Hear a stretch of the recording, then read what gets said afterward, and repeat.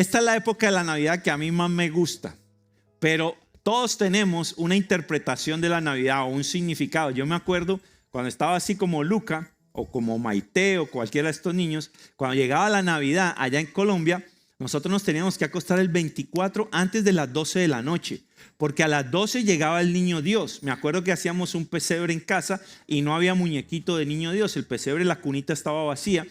Y a las 12 de repente, no sé cómo, aparecía el niñito. Y justo que aparecía el niñito, entonces íbamos a buscar abajo de la cama y había llegado el niño Dios con los regalos. Entonces para nosotros como niños era como que llegue la Navidad, que llegue el regalo. Y nos engañaban. Yo me acuerdo que yo decía, pero ¿a qué hora si el muñequito no estaba ahí? ¿Y cómo apareció el regalo? Pero ya después uno se da cuenta que era papá y mamá que nos querían bendecir. Para otros, usted que me está escuchando, puede significar fiesta. Hay gente que se la pasa fiesteando y parrandeando. Para otros puede significar reunión de familia, paz, sosiego, comida. Para otros puede ser vacaciones. Para otros puede ser una época triste, porque tal vez este año perdiste a un ser querido, porque tal vez vas a pasar la Navidad distanciado de tus seres queridos. Entonces puede ser una época donde te entristeces, te da un poco de down y te sientes como mal. Pero todos tenemos alguna impresión acerca de la Navidad. Lo cierto es que la Navidad es la época de la historia de la humanidad más trascendental del mundo, porque nosotros celebramos que Jesús nació, que Jesús vino al mundo. Y pensando en esta prédica, y es la misma que hago todos los años, pero si usted la oyó el año pasado, pues hoy la voy a oír otra vez, pero tengo algunos detalles diferentes. Pero estaba pensando, porque yo pienso mucho, yo no sé si usted piensa, espero que sí, pero yo me imagino películas, porque Dios nos dio imaginación para imaginarnos cosas, para eso es la imaginación, ¿ok? Entonces yo me estaba pensando algo como esto: ¿por qué, si Dios es perfecto, por qué Dios no hizo algo cuando Satanás fue a tentar a Adán y a Eva en el huerto? Si Dios todo lo sabe, pues Dios debería saber que la serpiente se iba a colar allá e iba a tentar a Adán y a Eva, y que Adán y Eva iban a pecar y nos iban a meter en semejante lío. Que usted y yo hoy tenemos esa herencia pecaminosa o ese pecado original que traemos de Adán y Eva.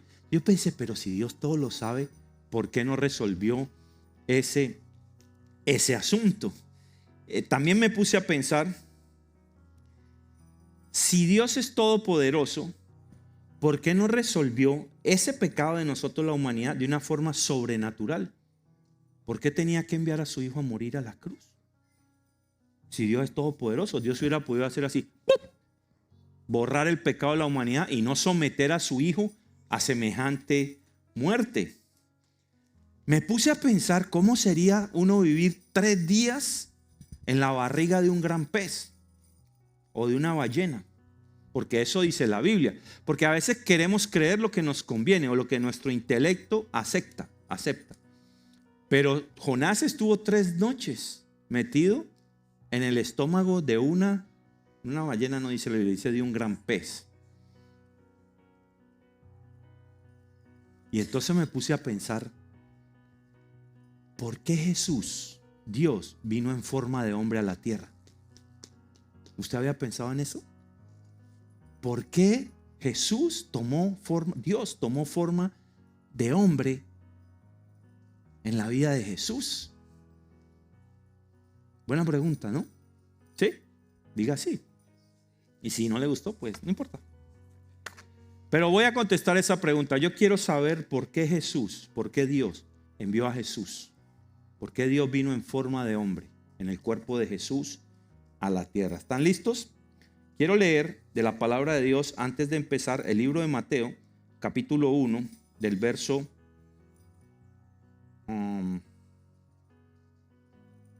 18 en adelante. Y si quiere ponerse de pie conmigo y me acompaña, leemos juntos este pasaje que dice así. Libro de Mateo, capítulo 1, verso 18. Dice: el nacimiento de Jesucristo fue así. Su madre María estaba comprometida para casarse con José, pero antes de unirse a él resultó que estaba embarazada por el poder del Espíritu Santo. Como José, su esposo, era un hombre justo y no quería exponerla a vergüenza pública, decidió romper en secreto el compromiso. Pero cuando él estaba considerando hacerlo, se le apareció en sueños un ángel del Señor y le dijo: José, hijo de David, no temas recibir a María por esposa, porque ella ha concebido por el poder del Espíritu Santo. Dará a luz un hijo y le pondrás por nombre Jesús, porque él salvará a su pueblo de sus pecados. Todo esto sucedió para que se cumpliera lo que el Señor había dicho por medio del profeta, comillas, la Virgen concebirá y dará a luz un hijo y lo llamarán Emmanuel, que significa Dios con nosotros.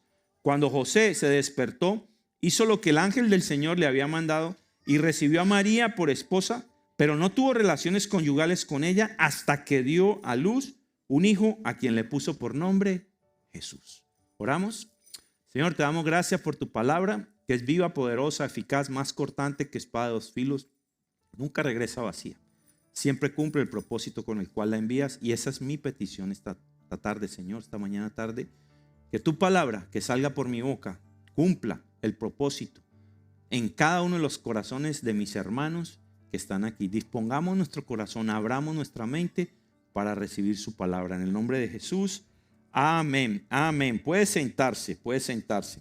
Entonces, vamos a contestar la pregunta: ¿por qué Jesús vino al mundo en forma de hombre? ¿Está bien? Entonces, un momentito porque aquí está. Ok, entonces la primera razón por la cual, o la encontré varias, pero voy a poner creo que 3 o 4, ¿por qué Jesús vino como hombre? ¿Es Jesús realmente Dios? Primera razón, vino para cumplir las profecías del Antiguo Testamento. Cuando Jesús, con su nacimiento, su ministerio, su muerte y su crucifixión, se cumplieron más de 300 profecías que ya estaban escritas en el Antiguo Testamento. Por ejemplo, dice la Biblia en el libro de Lucas, capítulo 24, verso 44. Y les dijo: esto es lo que yo os decía cuando estaba con vosotros, es Jesús hablando, que era necesario que se cumpliera todo lo que sobre mí está escrito en la ley de Moisés, en los profetas y en los salmos. Jesús se aparece a 2 de sus discípulos camino a Damasco y va hablando con ellos, y luego cuando se aparece a los discípulos allá en el cuarto, les dice que eso, les narra este pasaje, les dice: esto es lo que yo les decía que iba a suceder con mi vida y que estaba escrito en la ley de Moisés, en los profetas y los salmos. La ley, los profetas y los salmos era la base de la cultura, de la civilización, la base judicial del pueblo de Israel. Y Jesús está diciendo aquí que lo que estaba escrito acerca de él era lo que él iba a cumplir en ese momento. Por ejemplo, hay 332 profecías acerca de Jesús en el Antiguo Testamento y que se cumplieron cuando él vino a la tierra. El libro de Isaías, capítulo 7, y hoy voy a andar por muchos versículos. ¿Sabe por qué? Porque dice la Biblia que nosotros, los hijos de Dios, debemos estar preparados para presentar defensa con mansedumbre acerca de la esperanza que hay en nuestro corazón. Entonces, cuando usted a la gente le pregunte: ay, el niño Jesús y el niño divino. No, el niño Jesús no, es Dios Jesús hecho hombre. Y que usted tenga respuestas de la palabra de Dios para enfrentar, no para discutir, sino para que usted pueda defender con mansedumbre su fe, su creencia. ¿Está bien? Entonces, el libro de Isaías, capítulo 7, verso 14, dijo el profeta 1000 y pico de años antes que Jesús naciera. Esto es 1000 y pico de años, creo que 1500 años antes que Jesús naciera. Mire lo que dice el libro de Isaías, capítulo 7, verso 14. Por tanto, el Señor mismo, es el profeta hablándole al pueblo, el Señor mismo os dará una señal. He aquí, una virgen concebirá y dará a luz un hijo y le pondrá por nombre Emmanuel, Dios con nosotros. Se los acabo de leer en Mateo 1, verso 23 en adelante. El profeta está diciendo: esto es una señal que van a recibir, que va a haber una virgen. Una virgen era una mujer que no había conocido hombre. Por eso José quería huir. En Mateo, cuando José se da cuenta que ella está embarazada, dice: sí, con el cuentico del Espíritu Santo, eso está como de aquí para arriba. Un momentico. Entonces José, para no exponerla a ella, porque la ley judía decía que si una doncella virgen se acostaba con el comprometido antes de la boda, era digna de apedreo. Entonces José, por salvarle la vida a María, planea huir. Entonces ahora el que va a quedar como bandido es él porque se acostó con ella antes de casarse. Entonces, ¿qué prefiere José? Cuidarla a ella y huir. Eso le leí en Mateo. En el momento que él va a huir, el ángel se aparece y le dice, no, quieto papá. Lo que en el vientre de ella hay es concebido por el poder del Espíritu Santo. Y está cumpliendo ahí en ese momento lo que dice Isaías. Entonces Jesús vino en el vientre de María a través de la Virgen, concebida por el Espíritu Santo, para cumplir la profecía de Isaías. O sea que esa es la primera razón que Jesús vino para, en forma de hombre, a cumplir lo que se había dicho él. El libro de Jeremías, capítulo 31, verso 15, él profetiza, Jeremías, otro de los profetas, dice que va a haber una gran masacre entre el pueblo, una masacre de niños. Miles de años antes, dice esto el profeta, Jeremías 31, 15. Y en el libro de Mateo, bueno, se lo leo, Jeremías 31, 15 dice así: así dice el Señor, se oye una voz en Ramá, en su pueblo, lamento y llanto amargo. Raquel, su pueblo, llora por sus hijos, rehúsa ser consolada por sus hijos que ya no existen. Eso dijo Jeremías. Ahora mire cómo esto se cumple cuando Jesús vino en Mateo 2, verso 15.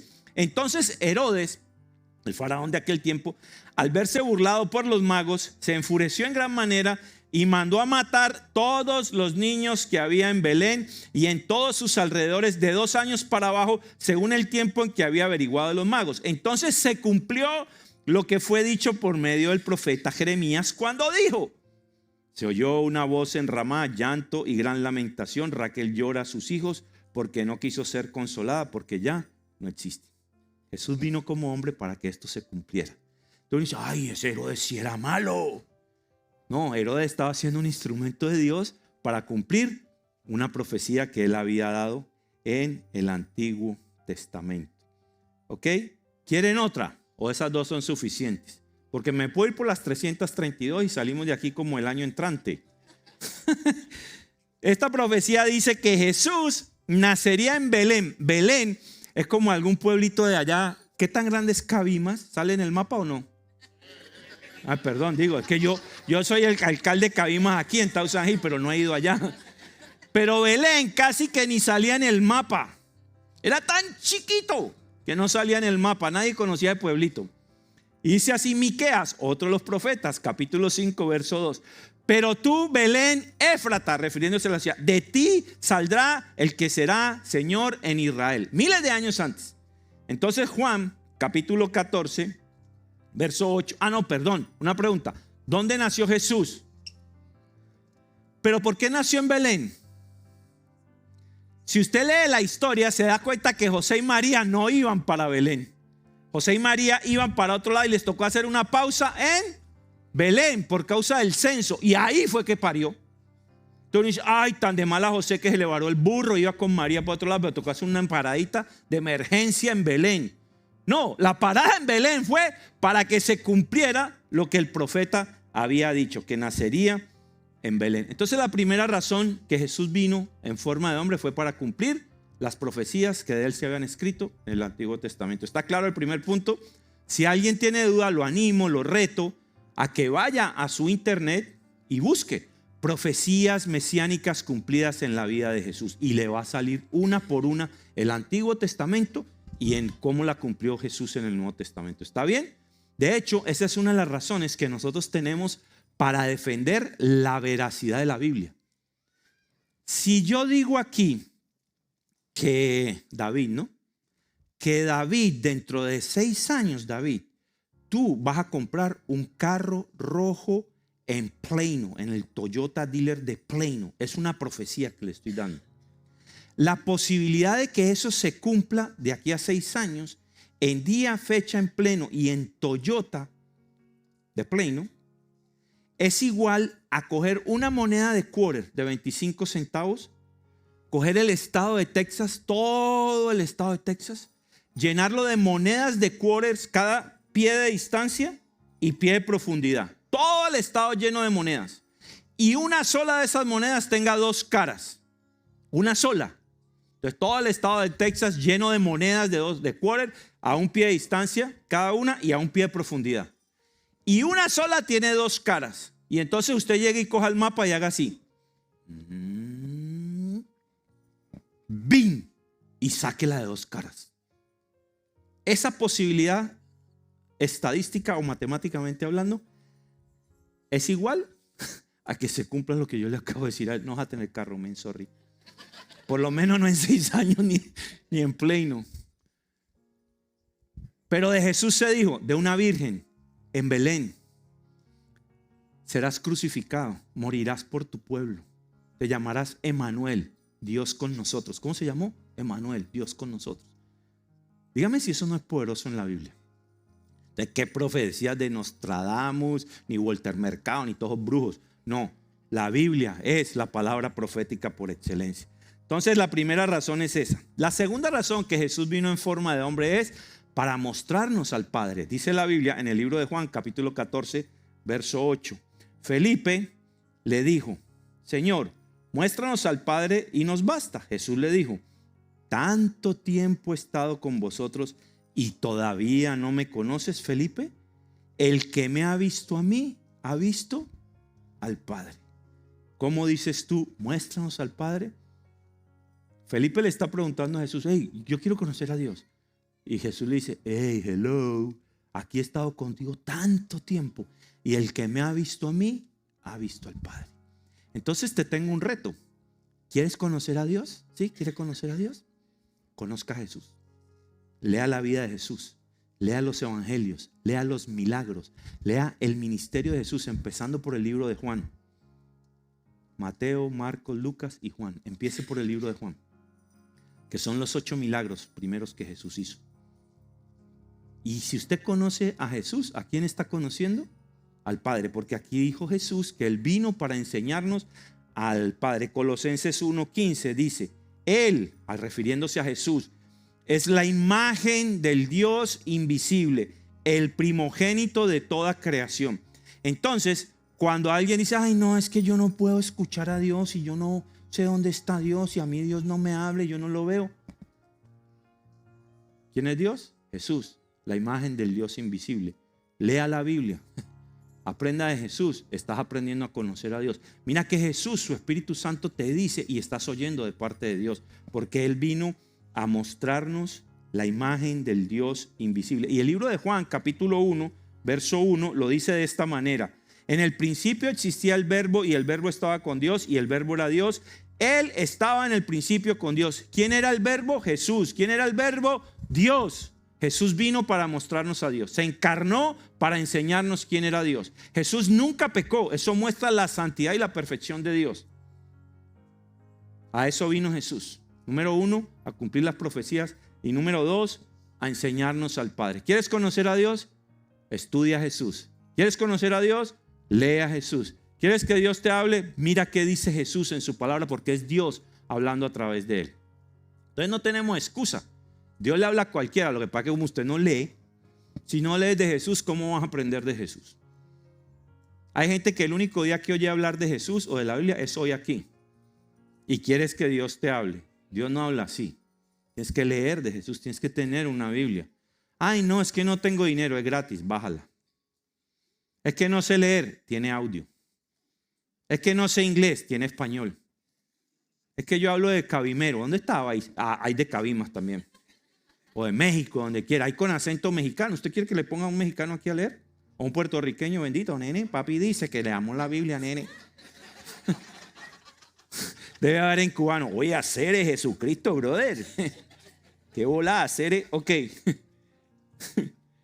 Entonces vino para cumplir las profecías, para enseñarnos al Padre. Y número 3, son 5. Número 3, vino para salvarnos de nuestro pecado. La Biblia dice que todos, ¿quién se cree aquí muy bueno? No alce la mano. Ni uno de nosotros es bueno. Dice que bueno no hay ninguno, solo Jesucristo, hombre, porque en su humanidad nunca pecó. Aquí usted sale aquí chismeando en la puerta, ¿ya pecó? Usted se confiesa por la noche, se va a dormir. Señor, me arrepiento de mis pecados. Y se duerme. Y apenas se levanta, tiene un mal pensamiento. Ya pecó. Envidia, ya pecó. Falta de perdón, ya pecó. Le echó la madre al que le sacó el carro por la autopista, ya pecó. Todos somos pecadores. Y por cuanto todos estamos destituidos de la gloria de Dios, Él, aún siendo pecadores, envía a Jesús para que usted y yo tengamos redención, eternidad a través de su sacrificio en la cruz. Para eso vino Jesús como hombre, porque un cordero sin mancha debería pagar un sacrificio expiatorio, es decir, por todos, uno solo. Así como usted y yo, todos por causa de Adán pecamos, por causa de la muerte y la resurrección de Jesús tenemos vida eterna. Pero con una diferencia, que por causa de Adán todos la heredamos. Por causa de Jesús todos tenemos vida eterna, pero tienes que creer. Porque dice la Biblia que el que cree tiene vida eterna. El que tiene al Hijo tiene al Padre. Dice que de tal manera nos amó a todos que envió a su Hijo Jesús a morir en una cruz, para que todo aquel que en Él cree tenga presente vida eterna. A eso vino Jesús. Ay, no, Jesús, pobrecito, tiene frío en el pesebre y no tenía pañales. Ay, Jesús me va a traer un regalito. Sí, Jesús te vino a dar un regalo. Se llama vida eterna. Te tengo una noticia. Es gratis. Usted sabe que los regalos son gratis, ¿o no? Pero el regalo no se vuelve regalo hasta que no lo recibes. Amílcar, ven, párate aquí. Te voy a regalar este iPad. Es simulacro, no es verdad. Uy, hermano, hizo así. Navidad. Te regalo este iPad. ¿Está bien? Te lo regalo. Todavía no es regalo. Te regalo este iPad. En ese momento es regalo. Gracias, Amilcar, lo hiciste muy bien, brother.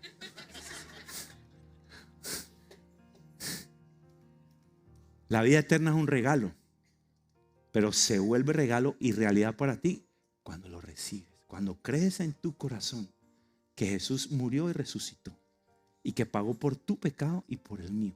Lo recibes en tu corazón, lo crees y lo confiesas con tu boca.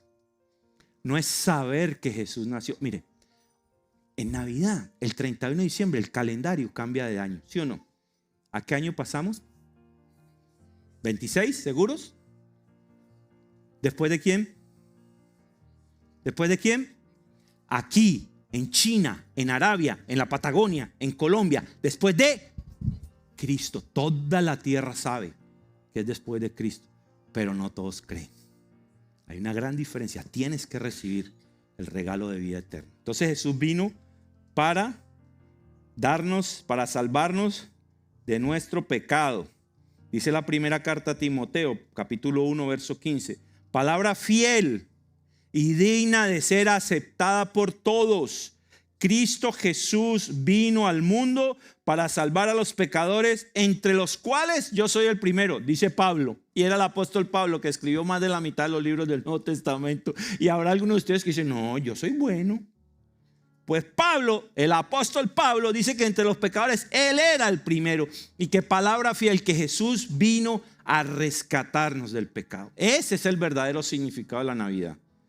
Claro que nos gusta comer hallacas y tamales y todo, y buñuelos y pan de bonos y natilla y pasar en familia y darle regalos. A mí me gustan los regalos, pero eso no es la Navidad. La Navidad es que Jesús vino al mundo en forma de hombre para cumplir las profecías, para mostrarnos al Padre y para salvarnos de nuestro pecado. Juan 1:29, segunda parte, lo dice así: he aquí el Cordero de Dios que quita el pecado del mundo.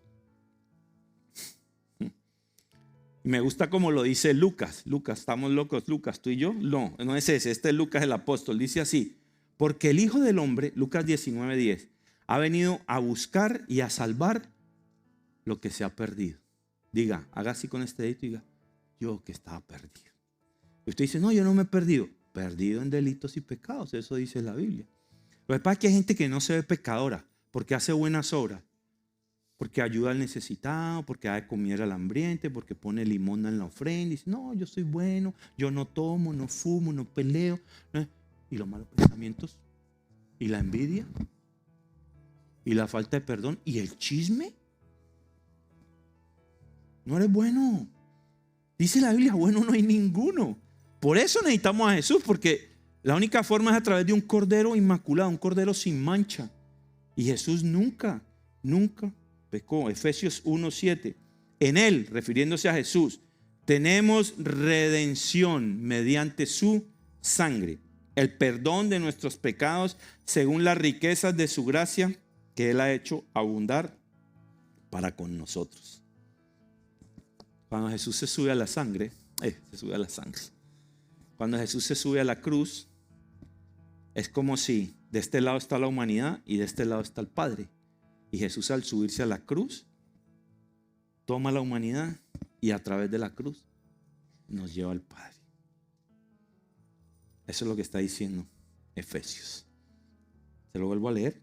En Él tenemos redención de su sangre, el perdón de nuestros pecados según las riquezas de su gracia que ha hecho abundar para con nosotros.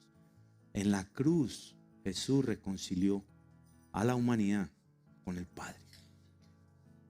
Pero tienes que creer. Y le tengo una noticia.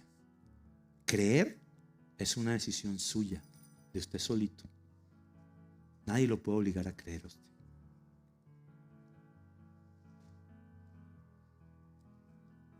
¿Sabe qué pasa? Que estamos en un mundo intelectual, humanista, donde todo tiene que tener una explicación para creerlo. Si no, no creemos.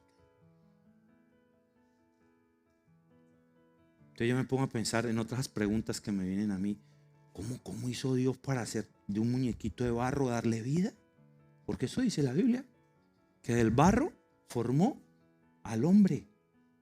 Bueno, hay algunos aquí que tienen cara de barro, pero no importa. Que del barro formó al hombre.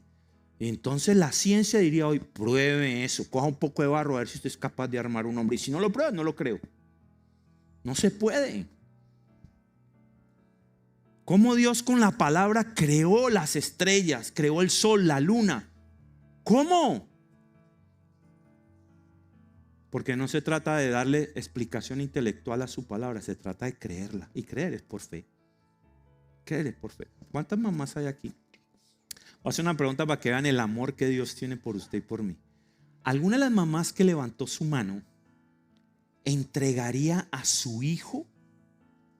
¿Lo regalaría? ¿Lo crucificaría por ayudar a otro? Sean honestas. Ninguna. Ninguna. Ni yo tampoco. ¿Estás loco? Pero Dios nos amó tanto que cogió a su hijo. Literalmente lo clavó en la cruz. Por amor a ti y por amor a mí. Eso sí es amor. Eso es amor. Cuarta razón por la que Jesús vino como hombre. Voy a hacer una pregunta antes de explicar la cuarta. ¿Alguien ha estado en dificultad aquí alguna vez? Todos deben. ¿Usted nunca ha tenido una crisis, un día malo? ¿Un apagón de cerebro, esos que uno se escocota? ¿O esos días que uno no sabe qué hacer? ¿O alguna dificultad, sí o no? ¿Algún dolor, alguna pérdida, alguna tristeza? Todos vivimos en un mundo cruel. Todos han tenido eso, todos hemos experimentado momentos difíciles, ¿sí o no? Bueno, Jesús vino para compadecerse de ti y de mí en los momentos difíciles. ¿Y cómo lo sé? Porque eso dice la Biblia. Mire lo que dice. Porque no tenemos, Hebreos 4, versos 15 y 16 dice, porque no tenemos un sumo sacerdote que no pueda compadecerse de nuestras flaquezas, sino uno que ha sido probado en todo como nosotros, pero sin pecado.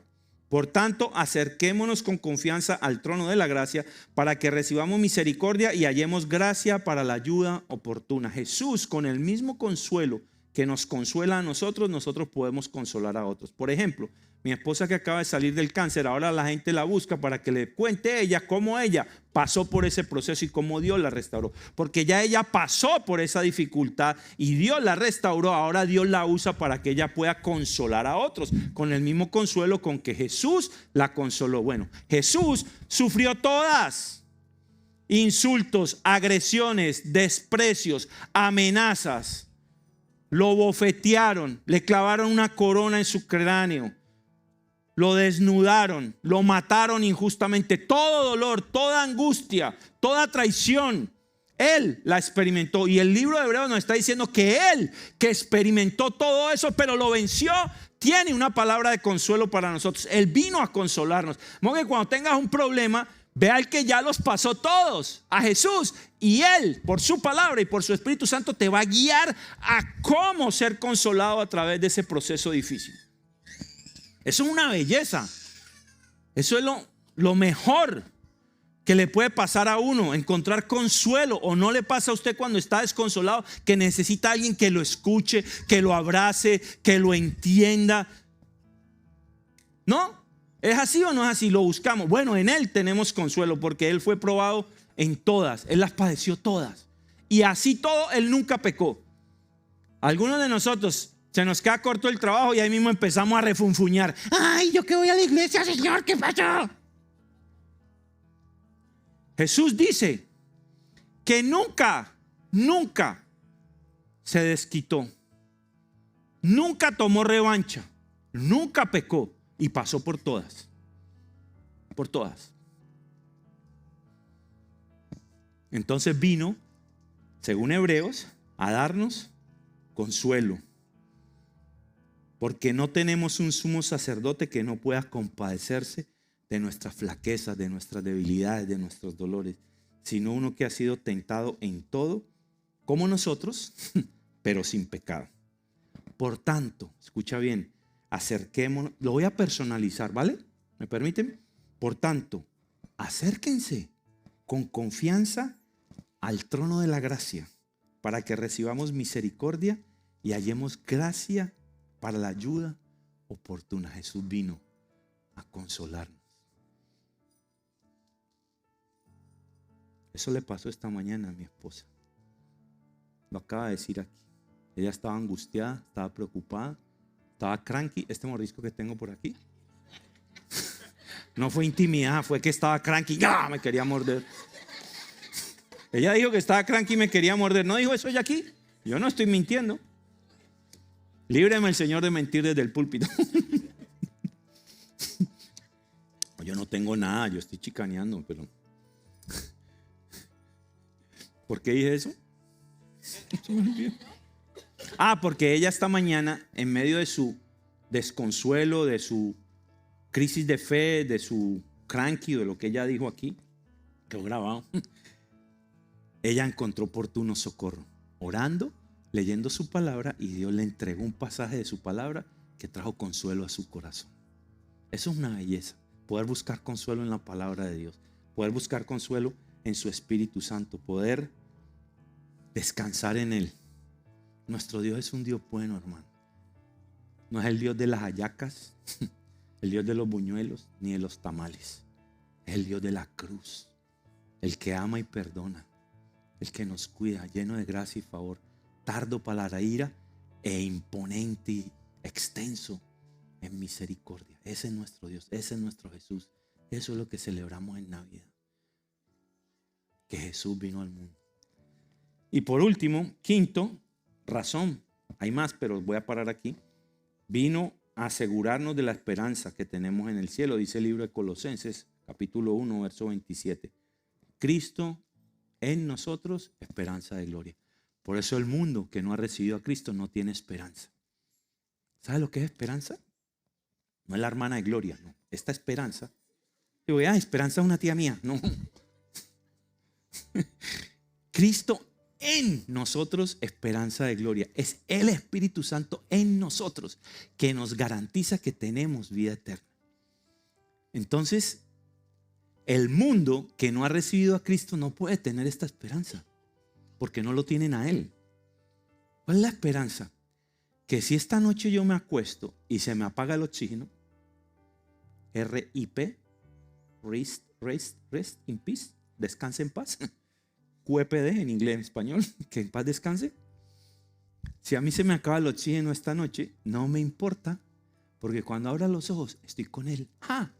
Eso es esperanza. Y el mundo no tiene esa esperanza. Por eso la gente que no tiene a Jesús le tiene miedo a la muerte, porque no saben para dónde van. Ay, qué miedo. Si me muero, ¿para dónde voy? Vas para el infierno y no tienes a Cristo. Pero la esperanza de nosotros es Cristo en nosotros, esperanza de gloria. Para eso Jesús vino, para traernos esperanza. Dice la Biblia en la primera carta a los Corintios, capítulo 15, verso 52. En un momento, en un abrir y cerrar de ojos, la trompeta final, pues la trompeta sonará y los muertos resucitarán incorruptibles y nosotros seremos transformados. Ay, eso suena a película de Hollywood. Está en la Biblia y así como las 332 del Antiguo Testamento se cumplieron con él en el Nuevo Testamento, esta se va a cumplir cuando él regrese. Más te vale que lo creas y que tengas tu pasaporte listo. Porque el que no tiene pasaporte, no va. ¿Cuál pasaporte? Cristo en nosotros, en tu corazón, esperanza de gloria. Amén. Y quiero terminar con esto.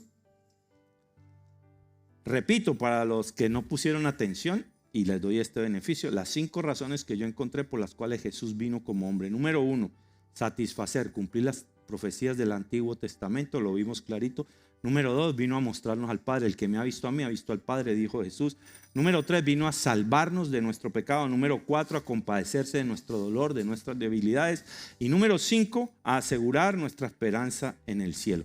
Ahora, ¿a cuánto le gusta estar del lado del equipo ganador?